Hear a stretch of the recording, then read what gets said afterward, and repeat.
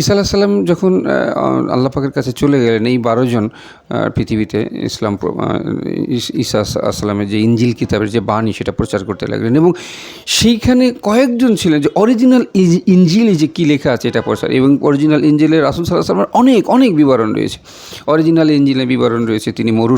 মরুভূমিতে আসবেন, তিনি শান্তির বার্তা হয়ে আসবেন, তিনি হবেন শেষ নবী, তিনি হবেন শ্রেষ্ঠ নবী, তিনি অনেক সাথী দ্বারা বেষ্টিত হয়ে থাকবেন, হ্যাঁ, তার পিঠে মোহর অঙ্কিত থাকবে, এরকম অনেক বিবরণ, অনেক অনেক বিবরণ ইনজিলে রয়েছে। তো কিছু কিছু লোক যারা আসলে 12 জনের সবাই তো একরকম না, এদের মধ্যে বেশ কয়েকজন, মানে অধিকাংশই আর কি, 12 জনের ভিতরে হয়তো 2-3 জন ছিল যারা অরিজিনাল ইনজিল প্রচার করতেছিল, আর বাকিরা তারা ওইটাকে নিজের মতো করে সাজিয়ে নিজেই একজন বড় ধর্মগুরু হয়ে গেল। তো এটা দুটো ভাগ হয়ে গেল, একটা হলো ওল্ড টেস্টামেন্ট, একটা হলো নিউ টেস্টামেন্ট।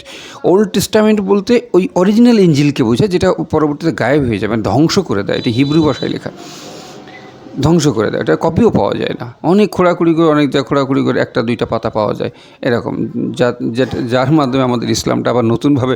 সত্য বলে প্রমাণিত হয়, ওল্ড টেস্টামেন্ট। আর